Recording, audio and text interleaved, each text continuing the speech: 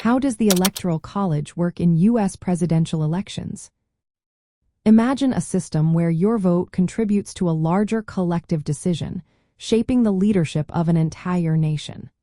In the United States, this system is embodied in the Electoral College, a unique method established by the Constitution for electing the president and vice president. The process begins with the allocation of electors. Each state is assigned a number of electors equal to its total number of senators and representatives in Congress. There are a total of 100 senators and 435 representatives, which means there are currently 538 electors in the Electoral College. When citizens cast their votes during the presidential election, they are actually voting for a slate of electors pledged to support their chosen candidate. Most states utilize a winner-takes-all approach, meaning that the candidate who receives the most votes in that state gets all of its electoral votes. However, Maine and Nebraska employ a proportional system, where electoral votes can be split between candidates based on the popular vote within the state.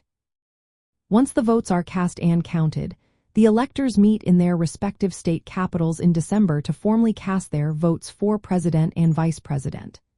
This meeting is a ceremonial step, as the electors are generally expected to vote in accordance with the popular vote from their state. After this, the results are sent to the President of the Senate and the National Archives and Records Administration.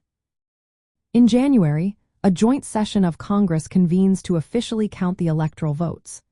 A candidate must secure a majority of the electoral votes, which is at least 270, to win the presidency.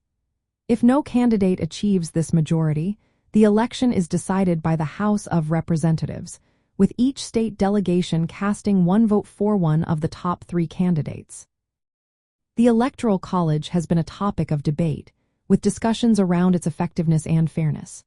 Supporters argue that it protects the interests of smaller states and prevents populous areas from dominating the election process.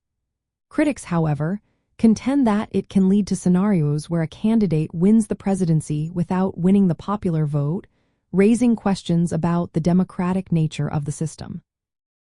Understanding the Electoral College is crucial for grasping how presidential elections operate in the United States. It reflects the balance between popular sovereignty and the federal structure of the nation, ensuring that every state has a voice in the selection of its leaders.